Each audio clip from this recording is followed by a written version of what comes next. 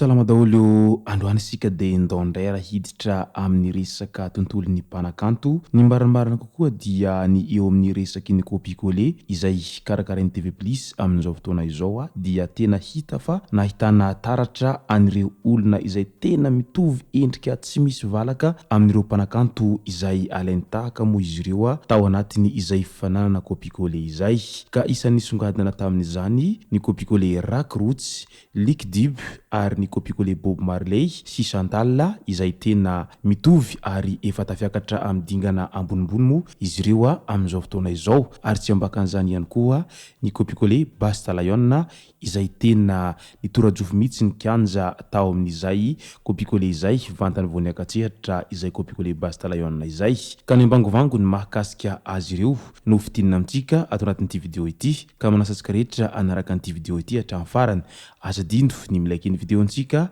ary tsy arovoatrany ny miabony amin'ny chaîne antsika mba ahafahanareo manaraka tsy tapaka ny video izay lefa any amin'ny tonga gasy toy izao ny fanaovana azy. Tsy ampendrela moa isika fa avy hatrany tonga dia vavany ndao ary. Raha miresaka an'izay lalao kopikole izay moa isika dia ny zavatra tonga ao an-tsaintsika dia ny fakantahaka sy ny fitovian-kendrika amin'ireo mpanakanto izay kalaza amin'izao fotoana izao ataony ireo izay olona mahita sy mahatsapa fa mitovy endrika amin'ireo izay mpanakanto izay alainy tahaka izay. Misy amin'izy ireo moa makatahaka ny mpanakanto malagasy ary eo ihany koa ny makatahaka an'ireo izay mpanakanto avy any ampitan-dranomasina any na ny mpanakanto mbola mihira amin'izao fotoana izao na ny mpanakanto efa nindaozim-pahafatesana moa dia rehefa mahatsapa ireo olona izay mandray anjara amin'izay kopikole izay avy hatrany mandray anjara mba hakatahaka an'izay mpanakanto hitany fa mitovy endrika amin'izay. Tsy vao izao no resaka kopikole izay no nisy efa taona maro izay no nisin'izany resaka kopikole izany,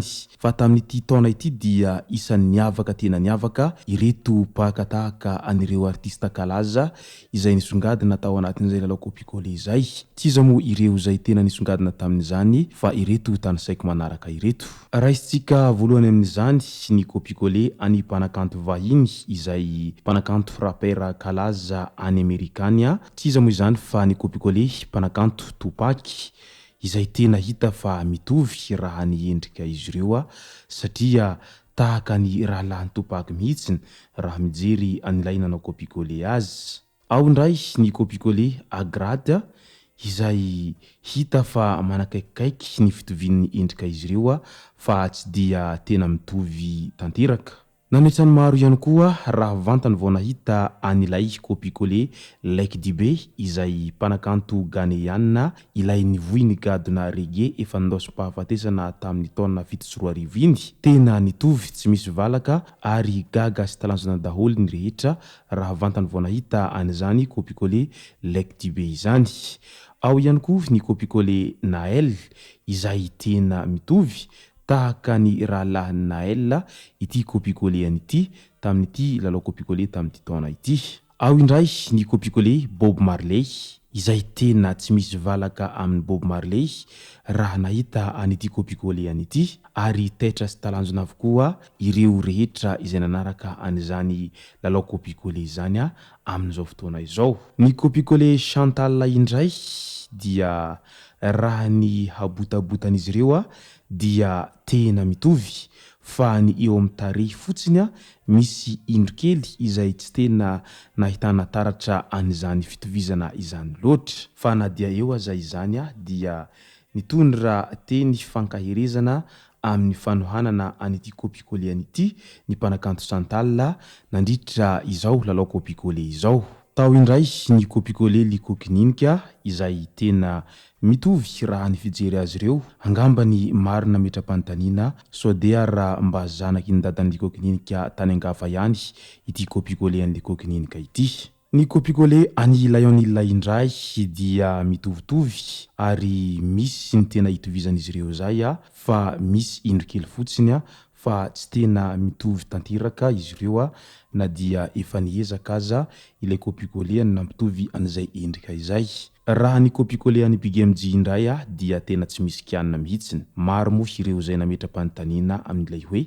sao dia raha mba zanaky Big MJ any ankafa ity copier-coller any ity. Taoko ny copier-coller ny mpanakanto lahety izay tena mitovy tsy misy valaka na dia avy any amin'ny faritra atsimo aza ity copier-coller any lahety ity fa tena mitovy izy ireo. Tao indray ny copier-coller ny mpanakanto Izity izay nokianin'olona moa izany ny copier-coller ny mpanakanto Izity zany fa tena tsy mitovy araky ny nambaran'izy ireo hatrany. Fa ny copier-coller ny Melanie Walkers kosa dia tena mitovy tsy misy valaka ary maro moa ireo zay nilaza fa ohatrany kambana mihitsiny izy roa ireto. Ho an'ny copier-coller ny Basta Lion manokana dia tena nahitran'ny maro satria vantany vao niakatsehatra izay copier-coller ny Basta Lion izay dia tena nitora-jofo ny kianja ary hita fa falifaly daholo ireo zay nanotrona an'izany lalao copier-coller zany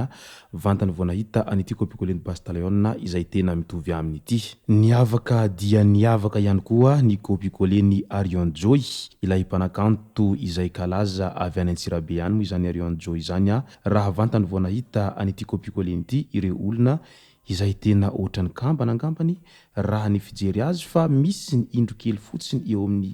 ilay maso angambany fa ny copier-coller ny somary ohatrany teatory izany raha mijery ilay maso fa ny ankoatran'izany dia tena mitovy tsy misy valaka raha izy ireo. Tao indray ny copier-coller ny mpanakanto avy any Atsimo Atsinanan'ny Nosy any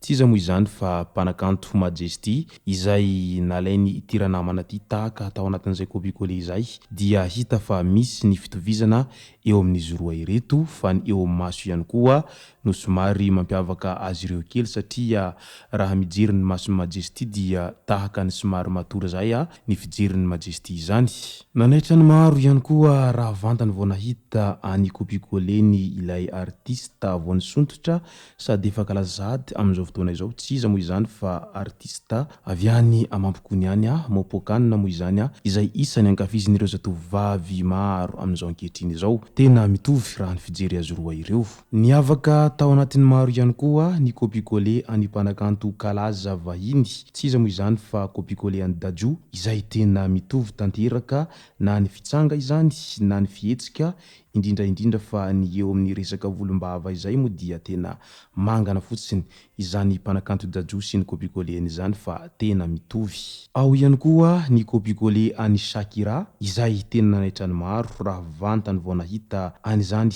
andriambavilanitra tsara fitsanganana izay copier-coller any Shakira izany fa tena mitovy ary ny farany tena mitovy ary nanaitran'ny maro sady maro ny talanjona sy tsikaika raha vantany vao nahita an'ilay copier-coller any mpanakanto malagasy izay efa nondaosim-pahafatesana moa izany mpanakanto avy any Antsirabe any izay tena kalaza tamin'izany androny tsy iza moa izany fa mpanakanto Rakorotsy izay tena mitovy ity copier-coller ity ary maro nametra-panontaniana fa sao dia raha mba misy roam-pihavanana eo amin'ny mpanakanto Rakorotsy sy ity copier-coller ity fa tena mitovy ane izany ireo rehetra voalaza ireo no hita fa tena niavaka tao anatin'ny maro ka dia mirary soa azy ireo hatrany amin'izay lalao copier-coller izay